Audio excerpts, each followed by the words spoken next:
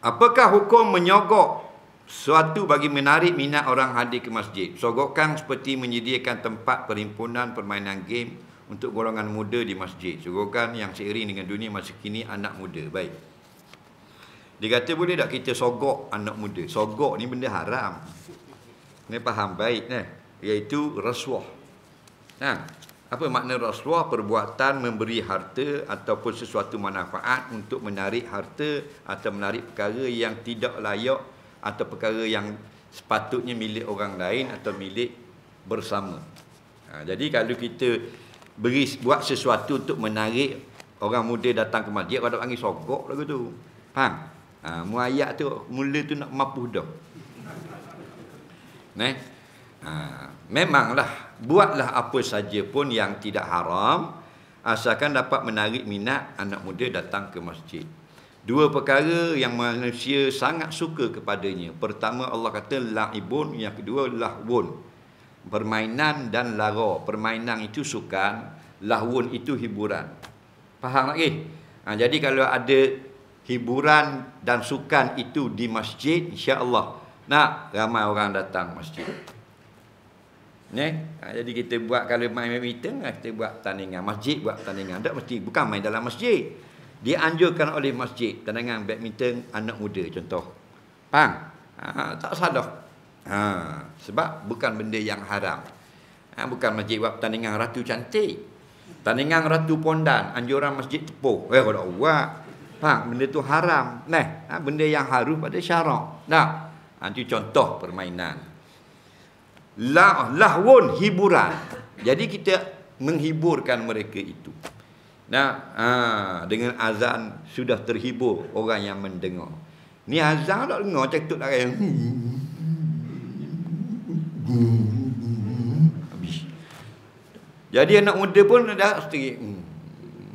Cebang macam koh, bang macam apreka, bang macam Mesir. Jadi tak bang 3 kali. Tu imam pun zayyinu aswatakum bil hunil arab, hiaskan suara-suaranya dengan style lenggok Arab. Jangan Melayu. Baca bismillahirrahmanirrahim. Melayu. Wa Arab bismillahirrahman wa Arab. Itu hiburan, bukan hiburan makna joget. Orang terhibur dengar. Kuliah orang terhibur dengar, orang suka mari. Dulu kalau baca betul, dan ada pun yang demikian itu sifat demikian itu, demikian mana, demikian itu lagi demikian itu sifat itu nya itu lagi. Betul, itu ibarat nahu, kena surah gitu. Ambil daripada kitab ibarat Tok Guru memang gitu. Tapi oleh kerana kehadiran yang datang itu ialah bukan orang yang boleh memahami dengan uslub nahu seperti itu, maka kita ringkaskan dengan bahasa mudah. Jadi orang tu contohnya. Soalan seterusnya.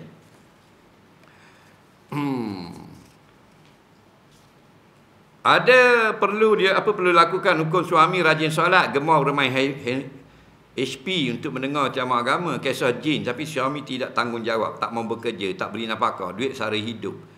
Suami marah bila ditegur untuk cari kerja. Isteri masih sabar sebabkan sayang, banyak kali memendam rasa.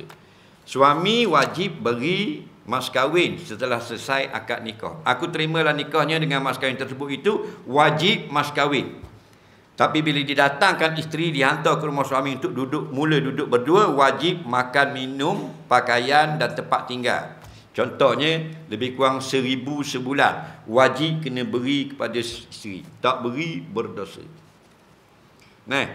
Mu nak dengar kuliah ke main handphone, main apa pun, kalau 1,000 sebulan itu yang kewajipan. Mu kena beri 12 bulan 12,000 mu hutang. Dan hutang itu kalau tu isteri tidak halal, berat mu. Maka kalau kita tak ambil beri nafkah, kata ulama, haram berkahwin. Dia berkahwin ni ada kala sunat, ada kala haru, ada kala makruh, ada kala wajib, ada kala haram. Siapakah orang yang haram menikah? Bila dia menikah, dia tahu dia akan aniaya isterinya, seperti dia akan abaikan nafkah. Orang itu haram berkahwin. Dia kahwin boleh dosa. Dan isteri mana pula? Isteri ada hak. Kalau kamu tidak mau lagi bersabar. Kalau bersabar itu yang lebih baik. Tapi kalau kamu tidak mau bersabar, kamu tidak salah pun memohon perbatalan nikah daripada mahkamah syariah kerana suami tidak mampu memberi nafkah. Faham? Soalan seterusnya. Baru ni saya naik kapal terbang dari Kuala Lumpur ke Terengganu 7 malam. Dalam perjalanan waktu maghrib 7.28. Tidak jauh dari tempat duduk saya nampak seorang perempuan mengambil tayamum debu cermin tingkap kapal terbang. Bolehkah tayamum? Kena qada semula maghrib ataupun tidak? Tayamum ini Allah kata fatayammamu sa'idan tayyiba. Maka kalau tidak ada air, falam tajidu ma'a fatayammamu sa'idan tayyiba. Maka jika tidak ada air, maka hendaklah kamu tayamum dengan debu tanah yang suci. Baik, di dalam kapal terbang ada air tak? Dalam kapal terbang ada tandah tak? Ada, dalam tandah ada air tak? Ambil uduk kan. Saya naik kapal terbang ada tandah. Dan dalam tandah tu ada air. Siapa kata tandah kapal terbang tak ada air, tak tahulah. Takut dia pakai tisu. Jadi ada air. Dan saya masuk dalam tandah, buka sink tu, kita ambil, buka gini, basuh muka, buka, lepas tu cucur gini. Mulai-mulai ada ambil wuduk. Dan bila kita keluar dari tandas tu, pramugari tengok basah. Dia tahu kita berwuduk. Nampak lagi? Air yang dibawa oleh kapal terbang bukan 2 botol dalam tandas. Sekerak lori. Faham lagi? Dan jarang pun orang guna. Kalau ada wuduk, kalau ada air, tak sah tayamum. Baiklah, kebetulan hari tu tandas kapal terbang tu rosak. Contoh. Ataupun kuci kat dalam. Tak boleh masuk. Maka boleh tak dia tayamum di tingkap kapal terbang? Jawabnya boleh. Jika di tingkap kapal terbang itu ada tanah. Contoh ni, kemudian dinaik itu kapal terbang hak JKR bawa tanah. Ada tanah lah. Dia pun tepuk. Sebab tanah tak syarat atas tanah. Tanah tu lekat di dinding rumah. Lori tanah lalu rumah, jadi lekat debu tanah di dinding. Kita tepuk dinding, sah. Ataupun pokok itu lalu lari lori, akhirnya debu tanah tu lekat di pokok. Kita tepuk, lekat debu, sah. Tak nanti atas tanah. Begitu juga kalau kapal terbang yang dia naik tu kapal terbang yang bawa tanah. Maka berdebu habis cermin-cermin, lekat tanah, dia pun tepuk di cermin, sah. Faham? Tapi kalau dia naik kapal terbang biasa, ada tak tanah di cermin? Tak ada. Bila tak ada, sah tak tayamum? Tak sah. Kerana syarat sah tayamum adalah tepuk pada debu tanah. Wa tayammamu sa'idan. Taklah kamu tayamum dengan tanah. Cermin kapal terbang ada tanah ke tak? Tak sah. Soalan seterusnya. Tahun lepas saya kena demam panas, masuk hospital Kuala Terengganu beberapa hari. Semasa di ward, saya telah dimasukkan air pada pergelangan tangan. Bagaimana cara nak ambil wuduk dengan lengan saya terlekat batang jarum beberapa hari? Allahu Rabbi. Tu bagusnya mari dengar. Tak rugi pun. Betul tak? Masuk jarum di tangan, masuk air lah. Baik. Bila dia letak jarum sini, tengok belaka, dia letak plaster sini, betul atau tidak? Plaster. Bila ambil wuduk, Allah kata fagsilu wujuhakum, basuh muka tu. Lepas muka, wa aydiyakum ilal marafiq, dan 2 tangan kamu sampai ke siku. Basuh tangan kanan, hak tak ada plaster. Lepas tu basuh tangan kiri, hak tak ada plaster. Hak ada plaster, saya basuh lah ni. Hak tak ada plaster ni, wajib kena basuh. Okey? Siapakah ada plaster? Gini, ni ada jarum. Buka. Kecabu. Kebu kecung lari gitu. Reka nak jawab. Okey, asuh ni. Okey, tepek lah. Sebelum tepek, ambil tisu dulu. Lap dengan baju pun ni, biar kering. Supaya lekat plaster. Sangat air pula tepek. Habis nak kena ajar. Tepek itu. Tak, kalau kita buat ini jadi sakit dengan air gatul jarum. Sakit sangat. Buka sebelah. Keting. Cabut lah. Asuh ni. Ambil air. Bukan jiru banyak. Ambil air. Buat gitu. Dengan jari. Faham? Lepas tu tutup pula buka ni. Buka ni pula. Faham lagi? Ni air. Tutup. Kepala, telinga, kaki sesat masalah. Faham lagi? So kata tak boleh kepuk kepala.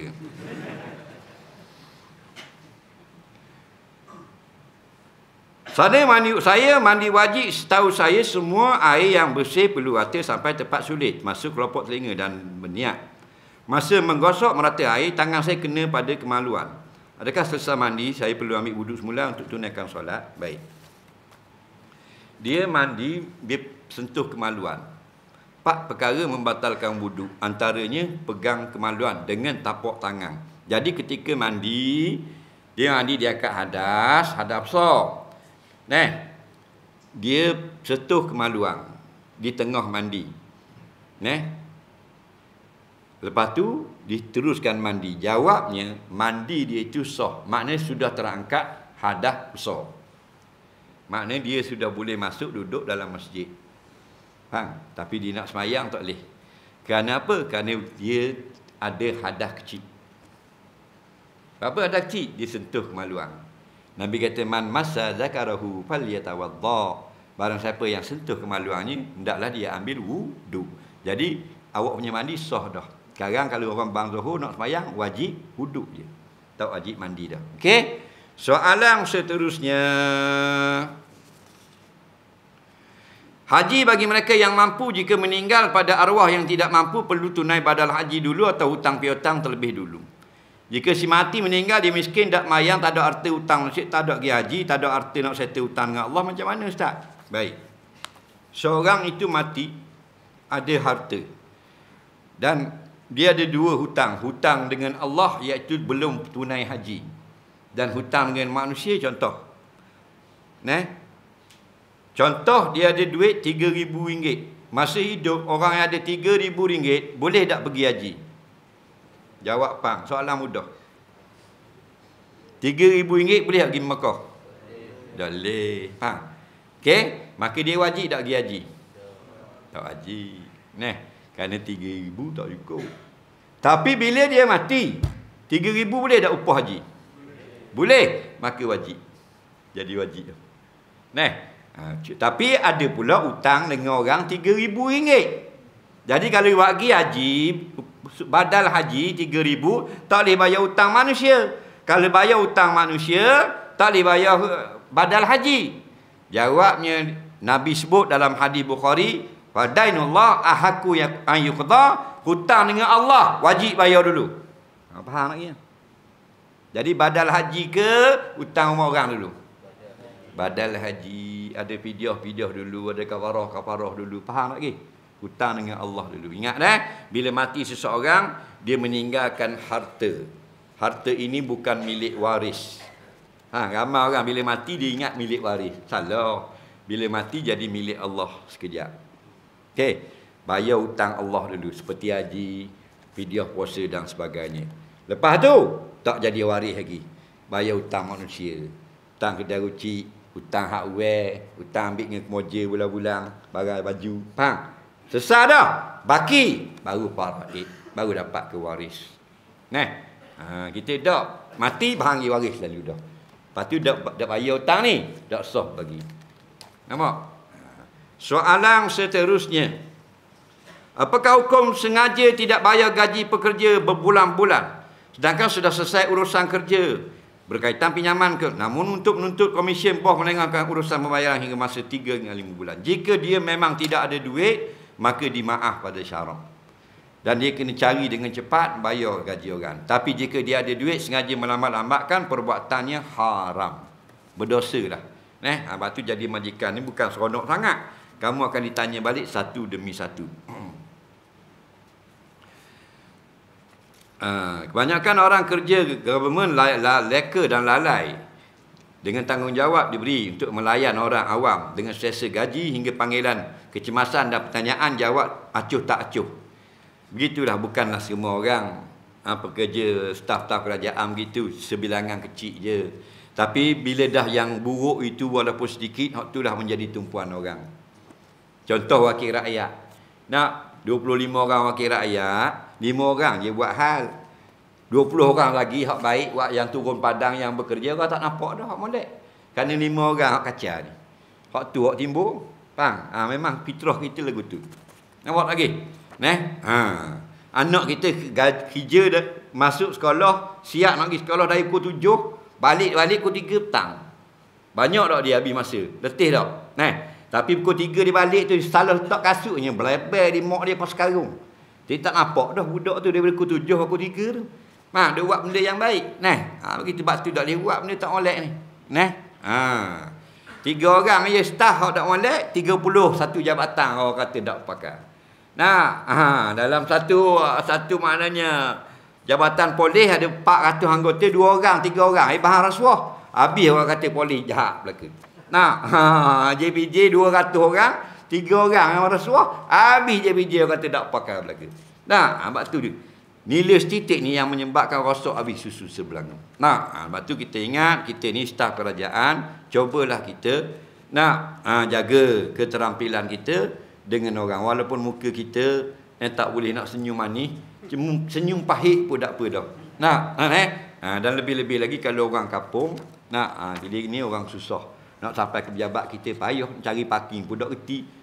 Jadi kita berikan perhatian yang lebih. Kerana kita setiap masa sebenarnya dipandang oleh Allah. Musim banjir kan banyak barang terdampar, tayar kereta, barang kayu ada nilai, barang terdampar pantai, semuanya boleh kita ambil ke? Jawabnya, kalau memang jenis sapah boleh ambil. Kalau jenis harta benda bernilai orang, dia bukan barang yang hanyut. Patutnya dikumpulkan setempat, tulis dalam Facebook ni siapa ni. Siang dia ni hanyut, robok boleh ada ni. Contoh, dak rosak, dak apa. Nanti orang kalau berang mari ambil. Tak ada ambil, maka tak ada masalah, kita milik untuk menjaganya. Saya tidak menunaikan kehendak suami untuk bersama kerana rasa benci, hilang nafsu, rasa panah. Saya sudah ikhtiar melalui peraturan Islam, sedangkan daripada suami pula tidak ikhtiar langsung. Dan ini melibatkan dua pihak. Suami saya menghukum saya berdosa, saya tertekan. Apakah kedudukan saya? Jika isteri itu dianiaya orang, dia tidak berdosa. Adakah dia ni nak sekat? Ini juga termasuk dalam sihir. Antara sihir, kerja jahat sihir, ialah menjadikan suami isteri itu tidak baik. Dan ada yang menyihir suami tak boleh menjimak isteri. Itu ni kerja-kerja haram lagi. Jadi kena ikhtiar. Tadawau, berobatlah. Walau tadawau bi haram, jangan berobat cara yang haram. Dan ingat, sihir lagu mana pun dia ada obatnya. Yang tidak ada obat ialah mati. Tak baguslah kalau suami tak berlibat langsung dalam nak berusaha. Sedangkan kita sudah berjanji sehidup semati dengan akad nikah. Saya dengar orang kata tak baik berbisik depan orang. Benarkah terdapat larangan berbisik-bisik suatu depan orang walaupun kerana rahsia?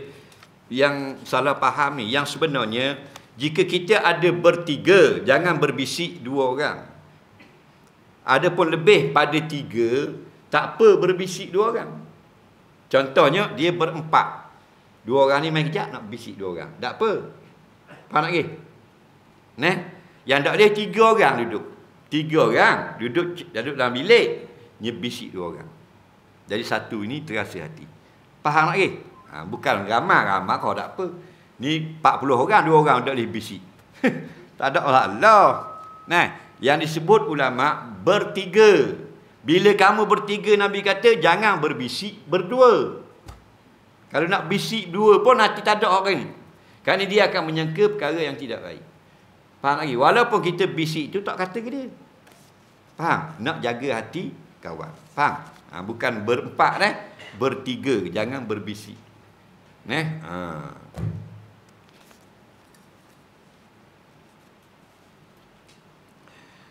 Bagaimana kita orang awam nak kenal pahaman-pahaman yang bukan ahli sunnah wal jamaah? Kalau jenis mengkafirkan ulama-ulama, itu bukan ahli sunnah wal jamaah.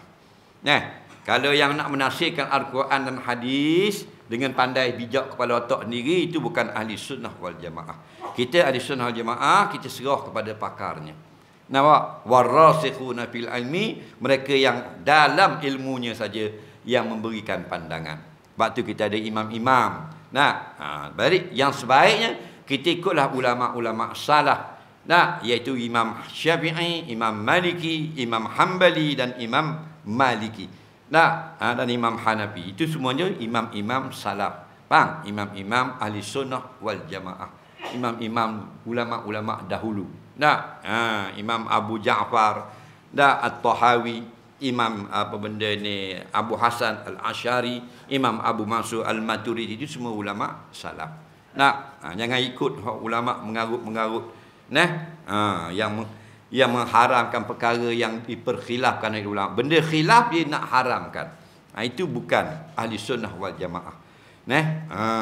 Soalan seterusnya.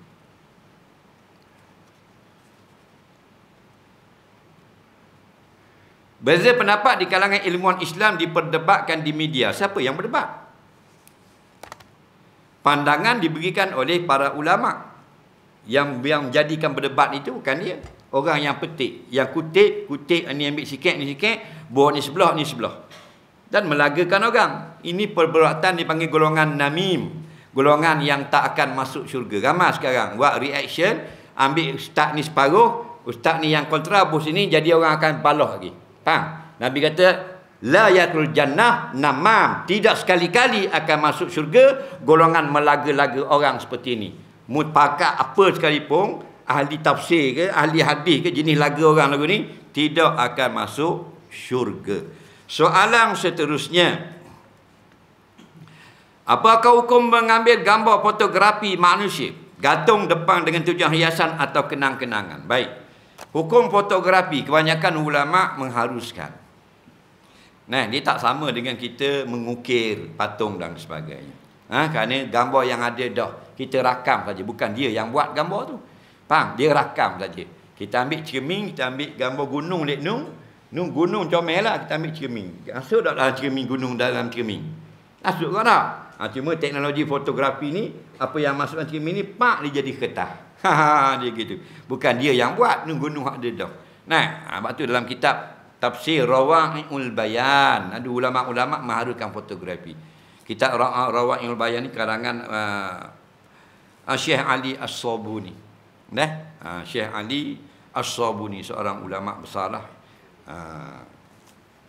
Dan dia ambil gambar pokok bunga, dia ambil gambar benda lagi, gambar pokoknya, gambar matahari terbit, gambar matahari terbenam, gambar laut, gambar ombak, dia pun gantung di dinding rumah dia. Dia suka tengok gambar. Pokoknya harus.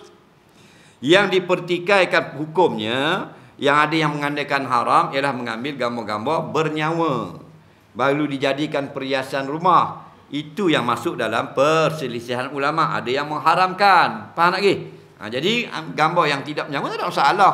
Gambar gunung, gambar salji, gambar benda lagi, kukurang, gambar buah gigi, gambar motosikal. Tak? Bolehkah kita masuk tandas ketika waktu azan berkumandang? Kerana ada orang kata masuk tandas ketika azan itu syaitan sedang kumpul dalam tandas. Jawabnya boleh.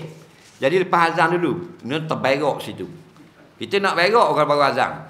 Faham? Azan pula jadi slow. Allah.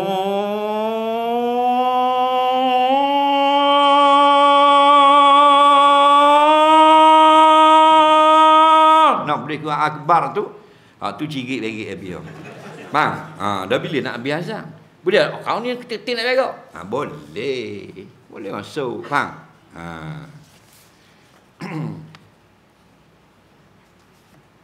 Kalau kita infak sesuatu atas nama orang yang sudah meninggal, adakah kita dapat juga pahala? Ya, dapat. Kita bersedekah untuk bapak kita yang telah mati, kita pun dapat pahala. Kerana yang beri pahala kepada ibu bapak kita itu siapa? Kerajaan Terengganu ke Allah? Allah Maha Kaya ke Maha Sesak? Maha Kaya. Ghani yunanil alamin. Lebih kaya pada alam ini. Ditanya pada Syekh Ibn Hajar Al-Haythami dalam fatwa beliau, kita yang beri sedekah kepada ibu bapa kita, kita dapat pahala? Dapatlah. Orang yang kita sedekah pun dapat pahala, kita yang bersedekah pun dapat pahala. Soalan seterusnya, anak meninggalkan solat, adakah ibu bapa terseksa? Jawabnya bergantung pada keadaan. Jika ibu bapa dia sudah mengajar, sudah menyuruh anaknya solat, kemudian ibu bapanya mati, anaknya tak solat, tidak ada kaitan lagi. Tapi ibu bapa tidak melarang dia tidak solat, ibu bapa tidak suruh pun solat, ibu bapa tidak tarbiyah supaya jadi anak yang solat. Lalu bila anak dia tak solat, setelah diwati, mereka dapat share bersama dosa anak meninggalkan solat. Soalan seterusnya, Apakah pandangan tentang pelaburan ASB dan apakah hukumnya? Hukumnya kita tak boleh keluar hukum. Yang keluarkan hukum adalah Majlis Agama Islam. Nah, kerana bila disimpan ASB, amanah saham Bumi Putra. Nah, Tok Imam boh 1,000, Tok Siok boh 10,000, Tok Bila boh 20,000. Noja boh 1,000, orang kapur 500, waktu 20,000, ada orang boh juta, faham? Jadi seluruh ni Malaysia banyak mana dapat? Contoh 100 juta, contohlah 100 juta contoh. Maka 100 juta itu dilaburkan. Faham? Jika dilaburkan pada syarikat yang patuh syariah, maka pulangannya adalah halal. Faham lagi? Halal. Tapi jika ada sebahagian yang dilaburkan kepada syarikat-syarikat yang tak patuh syariah, faham lagi? Maka pelaburannya adalah haram, campur dengan halal, jadi syubhah. Jadi sebab tu fatwa ada berbeza. Mula dikatakan pada ASB ini haram, kemudian dikatakan halal, kemudian ada sampai masa haram balik kerana kes pelaburan tadi. Faham lagi? Jadi nak tahu sekarang kena tahu kedudukannya, kena tanya dengan kena tanya mufti. Nak sekarang ini fatwa terbaru tentang ASB, dan kena kita nak tahu daripada syarikat amanah saham itu sendiri, dan mereka, kita sebagai penyimpan, mereka berhak untuk memberitahu syarikat mana yang mereka laburkan. Faham lagi? Sebab tu pergerakan fatwa itu berubah-ubah. Sebab kadang-kadang amal fatwa haram, dia pun tak berniaga lagi dengan syarikat itu. Faham lagi? Sebab duit ratus-ratus juta ni dia nak biarkan dia. Faham lagi? Diniagakan dia lagi. Faham tak ni? Ini bengong belakang. Nampak faham tak? Dok nampak angguk pun. Apakah hukum dengan pewangi alkohol dalam semayang? Pewangi yang dikatakan alkohol yang najis itu, katalah pandangan-pandangan, ialah ia jenis etanol, bukan jenis metanol. Metanol itu dibuat daripada kayu, etanol yang buat daripada bahan kimia, perubahan alkohol seperti membuat arak. Baik, itu pandangan. Baik, katakanlah kita bertitik tolak atas alkohol itu yang haram tadi. Ada dua pendapat ulama fiqh. Yang pertama mengatakan tidak boleh bawa dalam semayang kerana najis. Okey, siapa nak ikut pandangan ini, dia yang lebih baik. Dan pandangan yang kedua mengatakan memang najis tetapi dimaafkan kerana sedikit. Pasal alkohol itu tak berubah 8%, 7%. Alkohol itu 0.2%, 0.3%. Faham lagi? Jadi kalau 0.3% makna benda lain 99.7%. Faham?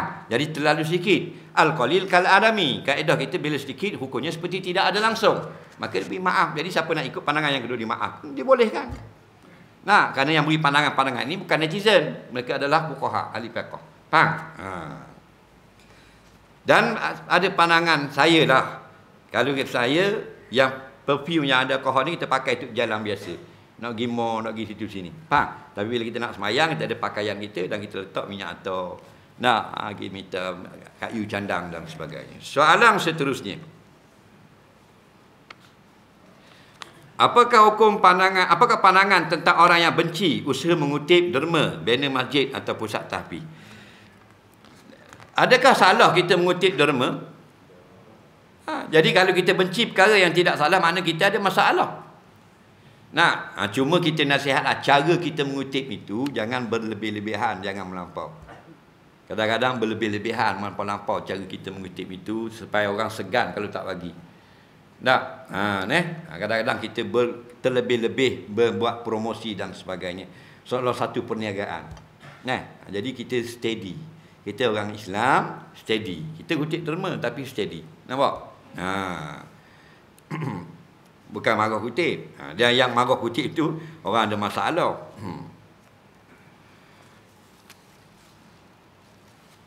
Apakah hukum guna insurans nyawa? Ulama' mengatakan kalau insurans yang Islami diharuskan. Kalau yang tidak Islami dilarang. Jadi kalau kita baik, kita sudah ambil insurans yang Islami, cuma kena jagalah.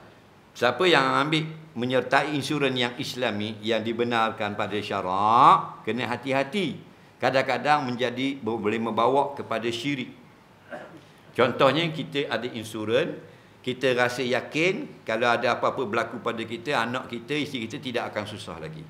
Itu syirik pada Allah. Walaupun kita punya insurans Islami. Faham? Sebab tidak ada siapa yang boleh menjamin masa depan manusia melainkan Allah. La dhamina li hayatikum illa Allah. Tidak ada sesuatu yang boleh menjamin kita masa depan kita manusia melainkan Allah. Itu prinsip tauhid kita. La ilaha illallah, tiada Tuhan selain Allah, tiada menjamin hidup manusia selain Allah seorang saja. Jadi kita ambil insurans, kita yakin takkan susah anak kita kerana kita ada insurans. Nah, maka kita sudah menjadikan sifat uluhiyah itu ada pada duit insurans. Nah, kena hati-hati situlah. Soalan seterusnya. Dunia sekarang ini muslimat tidak sempat pergi masjid, lepas solat maghrib ada banyak live ustaz dalam Facebook. Kita buka Facebook untuk dengar kuliah maghrib, sambil kita dengar live kita mengaji Quran. Apa hukumnya? Adakah pertanyaan betul atau salah? Sambil kita dengar live kita baca Quran. Baik, kita boleh tangkap dua perkara. Satu, kita baca Quran dan tadabbur ayat Quran. Kemudian mata melihat orang, mendengar orang membaca, memberikan kuliah dalam Facebook, telinga mendengar isi kuliah. Dapat tak kita buat dua perkara? Boleh. Kita baca Quran, innallazina amanu, kita kena tadabbur, perhati makna ayat. Dalam surah, wahai orang-orang yang beriman, janganlah kamu menjadi seperti pengikut Nabi Musa. Dan kita ni bab lain, hak nu bab lain, boleh tak? Buat satu-satulah. Faham? Beri tumpuan. Nah.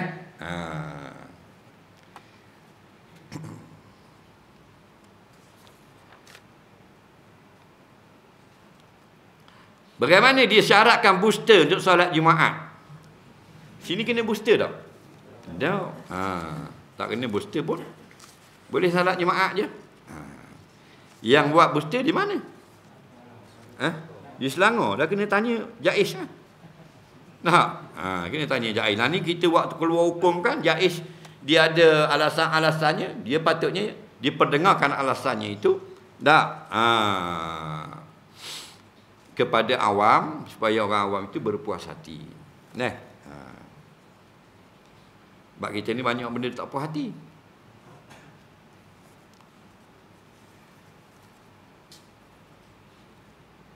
Adakah bahagian perempuan dalam masjid barisan pertama itu dikira sebagai sah yang pertama? Sah yang pertama maksudnya sah pertama lah. Perempuan, belakang laki-laki, perempuan. Maka katakan ada 3 sah perempuan. Sah pertama, kedua, ketiga. Sah pertama yang depan kali ya. Cuma yang afdal yang belakang sekali. Belakang sekali afdal. Tapi jangan berduduk belakang pula. Pas belakang. Tak ada sah depan. Dalam patanoh habis 30-40 orang. Soalan seterusnya.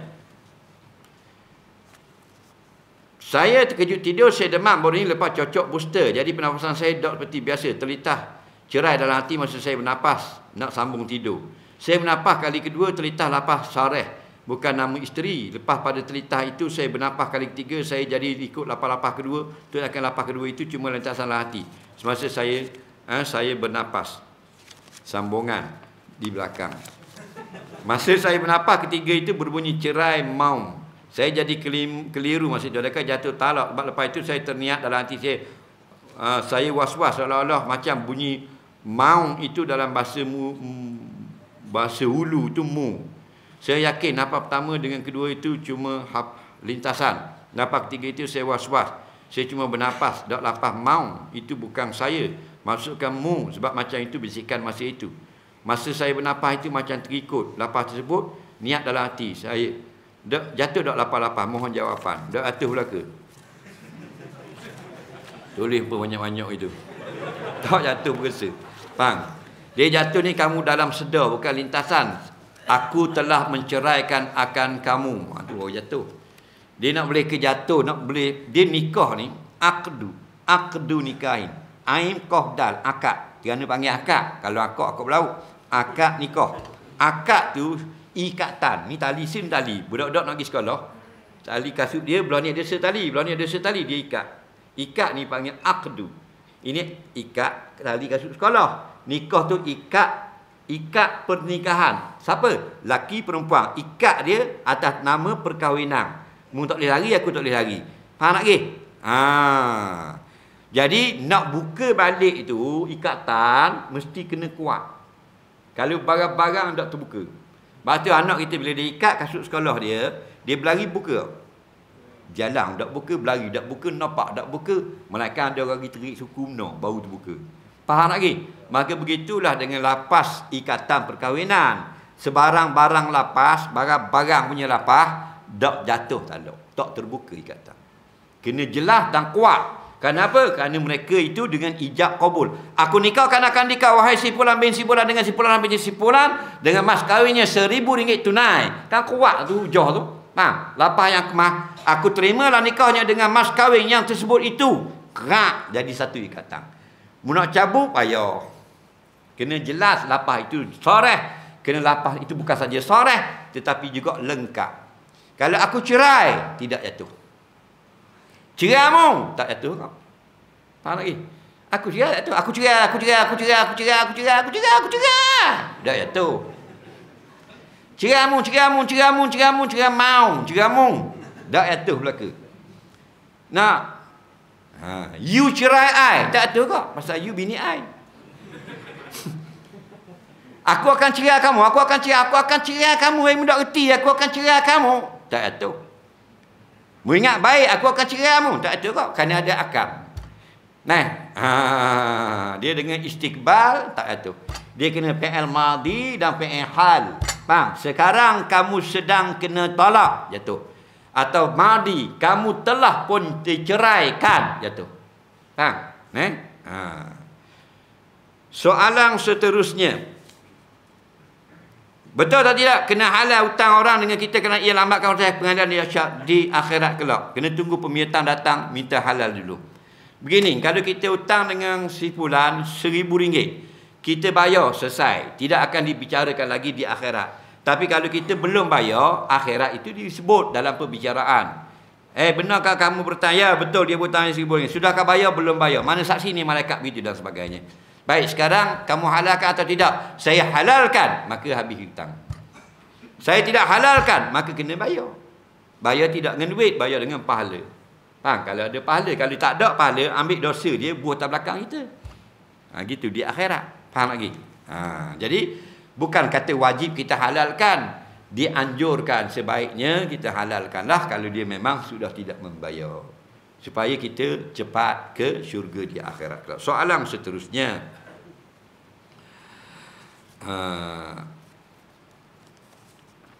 Saya jumpa benda ni.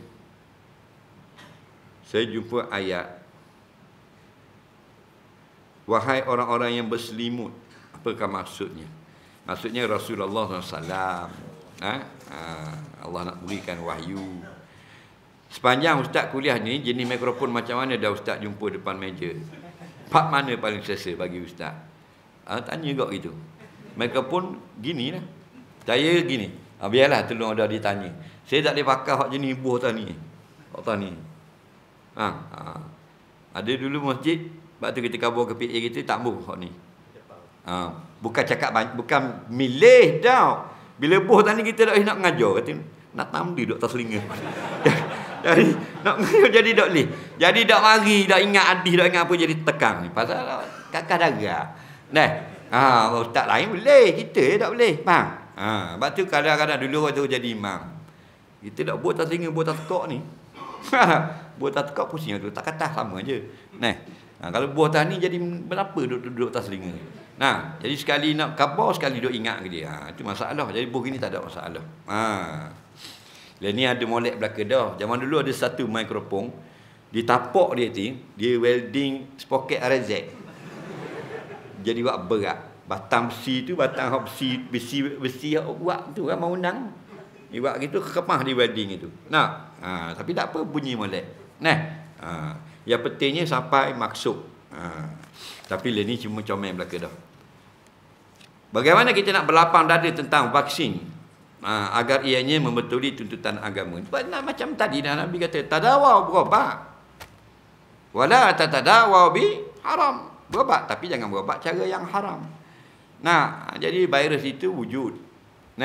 Cuma kita tidak nafikan kemungkinan ada bisnes di sebalik virus itu. Ada perniagaan. Kita tak boleh nak nafi orang putih dan sebagainya. Kita berharap negara yang ketiga ni membelilah obat bahawa virus itu berlaku, ada yang mati dan sebagainya itu tak. Yang tak mati pun terbang sekali kena demam 2-3 hari. Nah, ni benda Omicron. Omicron ke Sumicron? Sumicron tu lain laika. Omicron. Omicron ni ramai yang kena 2 hari 2 malam tak bangun tidur, demam. Apa tu tak ada benda-benda. Tadi menunjukkan virus itu ada. Maknanya kuman itu ada. Cuma tak tahu macam mana diniagakan booster dan sebagainya. Cuma kita berubat ini kerana ikhtiar. Yang memberi sembuh Allah, yang menjaga kita dari mudarat semua adalah Allah. Cuma Allah ini dia ma'bud, dia bukan hamba kita. Kita hamba Allah. Maka kita ni berusaha dan tawakal kepada Allah. Sama ada usaha itu namanya vaksin, itu kan dia haruskan syarak. Sebab tadawar ni berubat. Cuma vaksin ini dia tak macam ubat biasa. Ubat biasa kita kena nyakit dulu baru ambil ubat, buah tak nyakit. Sakit dulu baru cocok. Itu ubat biasa. Kalau vaksin itu maknanya ubatkan dulu, nanti ada penyakit, ubat tu dah ada. Maknanya budak lahir itu cocok dulu BCG. Tapi takut ada kolera dan sebagainya pada masa hadapan, benda itu boleh menjadi obat sudah ada dalam batang tubuh dia. Itu panggil vaksin. Soalan seterusnya. Isteri ramai duduk serumah, boleh? Boleh tak? Boleh. Isteri ramai apa orang duduk serumah, boleh? Pasal kata duduk, takkan nak duduk lah. Duduk, itu boleh.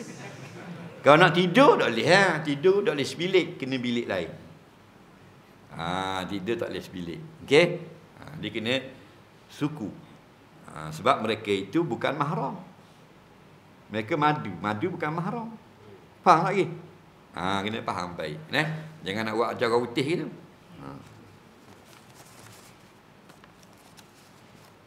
Highway LPT2 rosak, banyak lubang, kena bayar tol mahal. Apakah hukum syarikat kalau saya tak bagi jalan highway? Tidak amanah.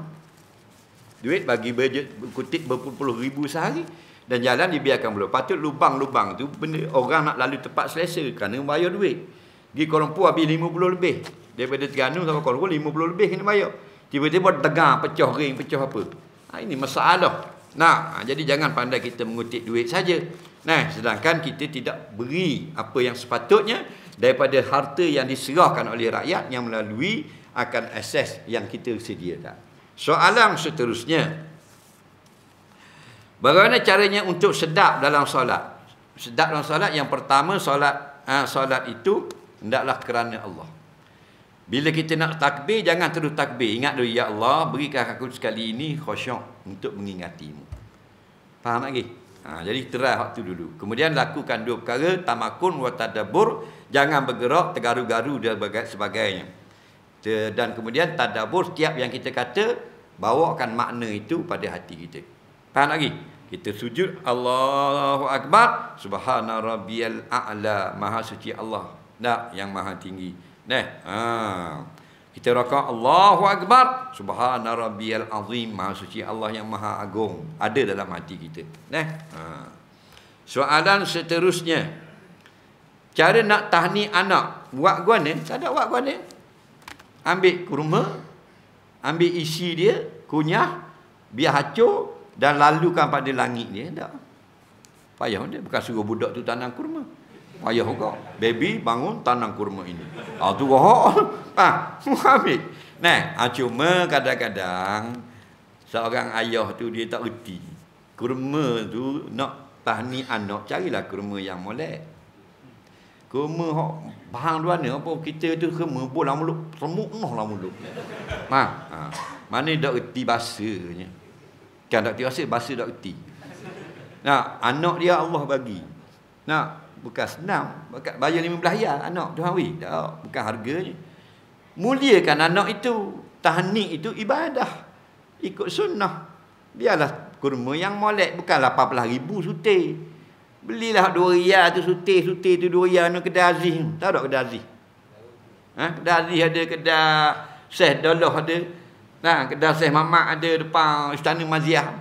Kata ni berapa sutir ni? Ni naik 18 riyal ni sutir ni. Haji. Biar nak tahni anak. Bukan yang makan sutir, ambil kemut lebih tu. Tu faham tak? Tak. Kering, hak ada kering, kulit saja ada. Kulit dengan butir dah mana isi? Tu tak reti. Reti beranak je. Berasa nak jet ayah depan muka kan. Dia dah reti biasa tu. Main dah reti. Ha, anak mu tu. Apa buat gitu ke dia? Pakai garing gitu. Nah. Ha. Ni hak bawa sekilo ni. Sekilo bawa hari. Bola bekas. Kata benda raya benda ni. Nak tani anak sutir je. Tu pun ambil sikit je. Sekilo bawa hari. Nak buat ni ke dia. Dia tahu benda. Nah. Ha, tu kata orang mari dengar dia main TikTok. Lepas tu doakan dia. Doa apa saja yang baik. Dah jadi anak yang soleh, anak yang taat kepada Allah, yang berbakti kepada dewa bapaknya. Nah, doa apa saja, nak bahasa apa pun boleh. Imam baca lambat, jadi solat lama sikit. Boleh ke perbuatan imam tu? Boleh.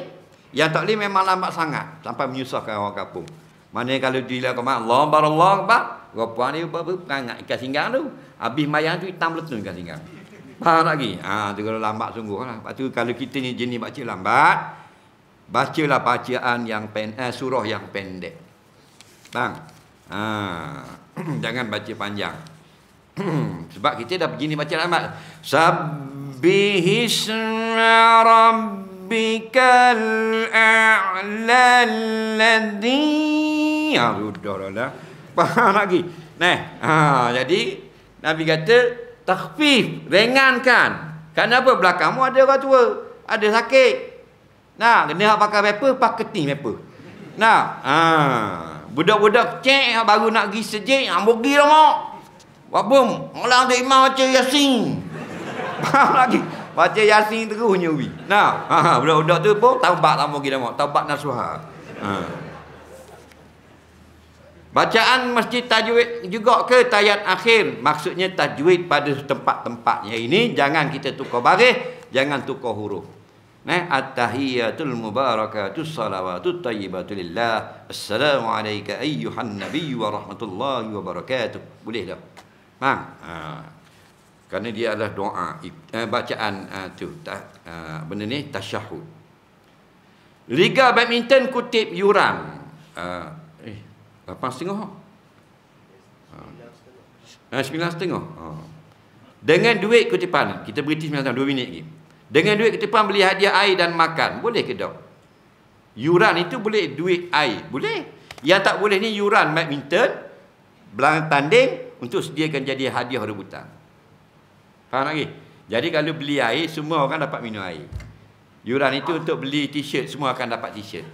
Faham lagi? Tapi yuran itu jadi hadiah rebutan. Ada yang nasib baik, buat dapat duit orang boleh dia. Dah hadiah tu duduklah tu. Faham? Yang tak nasib baik, buat lagi di piti orang. Yang menang, ambil piti dia. Itu haram. Soalan yang ketiga sebelum akhir.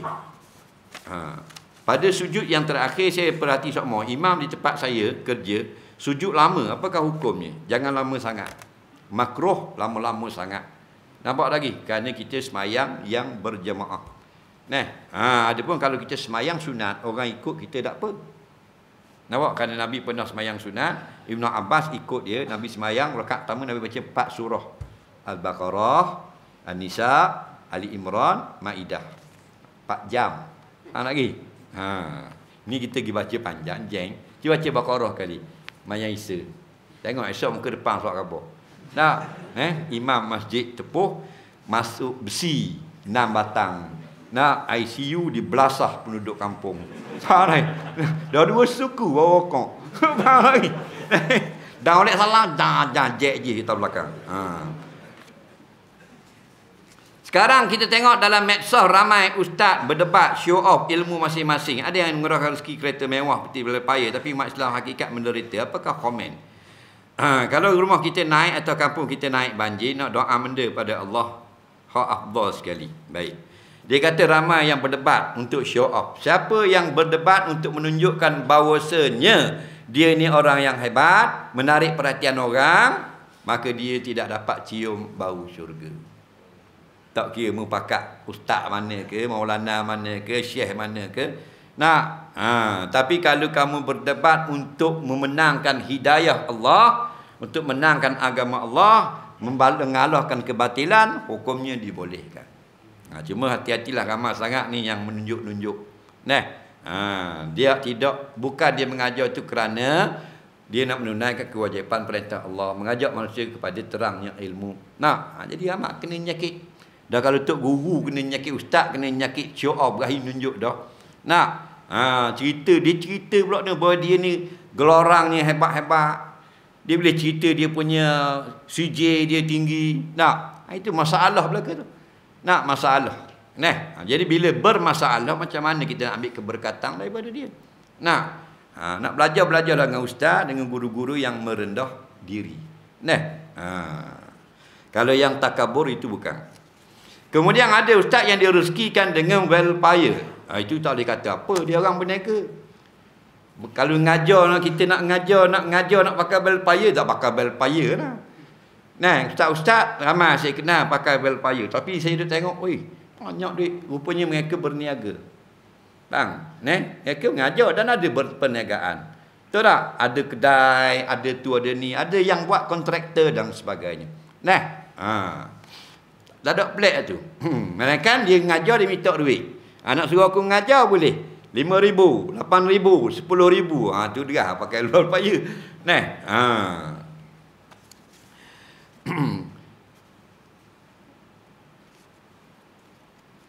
Mangsa banjir sedih kita tengok. Selai sepinggang jadi asnah miskin, tak ada apa-apa. Di mana menteri besar dan sultan tidak turun padang? Masya Allah, dia kena jawab di akhirat nanti. Itu bukan soalan, dia baca saja dah. Baru ni sebuah lori jatuh buah timun Cina. Bolehkah kita ambil buah itu sebab jatuh pecah dan bazir pula? Kalaulah lori terbalik, ada barang-barang itu jatuh, maka selagi barang-barang itu dikira barang yang dia ambil balik kerana tidak ada kerosakan, tak boleh ambil. Tapi barang-barang yang sudah ditinggalkan oleh pemiliknya kerana sudah pecah, hukumnya boleh ambil, dikira barang buangan. Tapi yang banyak berlaku di tempat kita, barang molek-molek.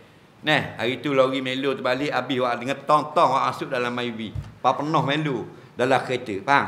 Bong buat lagi. Kawan tu cedera. Itu sikap yang dahsyat lah. Kita sebagai sebagai umat Islam, patut yang terbaik sekali. Kita pakai ambil Melo tu, giatur rumah dia. Kita pakai awal lagi belaka.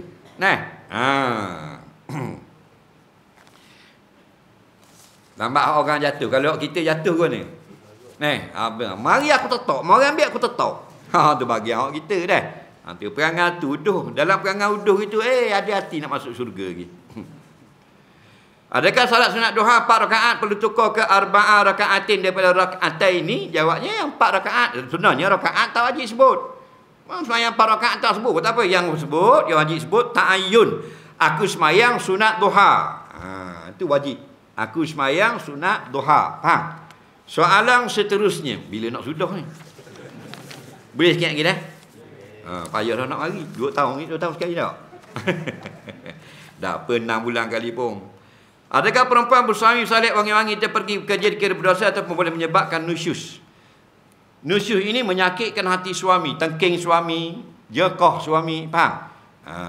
Ada pun memakai pakaian lawa-lawa, pakai minyak wangi, perempuan pergi kerja, itu perbuatan yang diharamkan syarak. Bukan masalah nusyus. Itu masalah derhaka kepada perintah Allah. Nampak? Kerana firman Allah SWT dalam Quran macam mana? Wala tubdina zinatakum illa bi bu'ulati wala yubdina zinatahunna illa li bu'ulatihinna. Janganlah perempuan itu menunjuk-nunjuk akan kecantikan, pameran, perhiasan mereka itu, wangi mereka itu, melainkan li bu'ulatihinna, untuk suami-suami mereka saja, untuk bapa-bapa mereka, untuk mak, untuk pertua, baru boleh untuk anak. Jadi sebab itulah orang perempuan bila keluar rumah walaupun tak nama bekerja, tak boleh berlebih pada berhias, tak boleh berwangi-wangian. Faham? Tapi yang sebaliknya begitulah. Nampak? Tak boleh. Wala tubdi nazinatahunna. Wala tubdi, jangan kamu nyatakan. Mana kalau pakai minyak wangi boleh, tapi tidak nyata bau itu. Faham? Sampai keluar. Dan ni bini kita kalau nak pergi kerja jabat, pakai minyak wangi tau. Kan laki dia. 30 orang nak jabat. Dia buka pintu tu orang dalam jabat. Wangi Cik Ani. Bini kita, Tengok orang lah. Dah bini kita. Betul tak? Lepas tu kita jadi benda. Tengok onyek. Duduk rumah. Bini bila 2,000 tengah ke ngak. Betul tak? Suka ngak kita tangguh hukum. Bukan tak boleh kerja. Tapi tengok perempuan-perempuan yang beriman. Mereka bekerja juga. Tidak berwangian, tidak berlebih-lebihan. Ni bila keluar tabaruj. Dan kan tabaruj itu harus, tetapi jangan sampai seperti perempuan yang tidak ada ilmu. Jangan seperti perempuan-perempuan, isteri-isteri yang jahiliyah. Allah kata wala tabarrajna tabarrujal jahiliyatil ula. Jangan berhias sampai seperti berhiasnya perempuan-perempuan yang jahil. Nampak? Maksudnya isteri kita bolehlah pakai baju lagi kerja. Pakai tudung, tapi jangan berlebihan. Kerana yang berlebihan itu untuk suami. Tapi baju mahal-mahal, baju kurung 300-400 pasang, beg tangan 200-300 untuk dilihatkan di jabatan-jabatan. Faham? Tapi di depan suami, baju kelawar tu busuk kohong. Faham? Dengan kain batik kerah macam kayu kain batik. Dah 6 bulan dah asuh. Faham lagi? Depan muka kita ni, kita balik lagi ni, balik masjid ni, kita tengok pipi muka kita, ada benda tak di bawah? Tunggu kita balik masjid. Ada tak? Ada. Tapi bila nak pergi kerja, ni basuh mandi, mandi ni, sebelum mandi, ni makeup remover. Buang dulu ni, pagi ni, dalam bilik air. Mubuh ke merah tak percaya? Buang ni, dia beli kapas tu pasal malang. Lepas tu undercoat 3 lapis. Yang keempat sembuh clear. Metalik. Lagi. Metalik lah, matte paper lah. Lepas tu ni blusher. Pink. Ni eyeshadow, eyeliner. Betul tak? Ni gicu ni, anak anjing. Tak sama betul ni. Betul tak? Sama. Tariknya tu nimbang air. Apa tu? Pengarah, ti malam pengarah nak kelih jaga awal takbir. Jeng kita. Kita tekan bayar mas kahwin. Tekan nafkah. Bukan kita tak boleh, tapi untuk bersiap, bercomel begitu di rumah. Membalik lagi siapa dia, bini dia, kita tunggu sekarang. Sedang mandi sekarang kerana kita akan balik bubur shadow, bubur blusher apa. Ada tak? Tak ada. Benda ada atas kening ni bini kita. Sisi ikan krisi. Sisi ikan krisi sekeping atas ni. Kat hidung ni nyor. Dia bukan segema lah, tapi gitulah. Itulah nasib kita, nasib si suami. Jadi kalau boleh biar terbalik perempuan itu keluar rumah, kerja-kerjalah, tapi jangan berlebihan berhiasnya, jangan berlebihan wanginya, tapi kerana kita berlebihan berhias, berlebihan wangi, berlebihan makeup, berlebihan buat gaya dalam berjalan untuk suami kita di rumah. Wallahu a'lam. Bismillahirrahmanirrahim. Allah manfa'na wa 'allamtana alimna bima yanfa'una rabbana zidna ilma rabbana atina fid dunya hasanah fil akhirati hasanah wa qina adzabannar. Wa sallallahu sayyidina Muhammadin wa ala alihi wa sahbihi wasallam walhamdulillahi rabbil alamin. Assalamualaikum warahmatullahi wabarakatuh.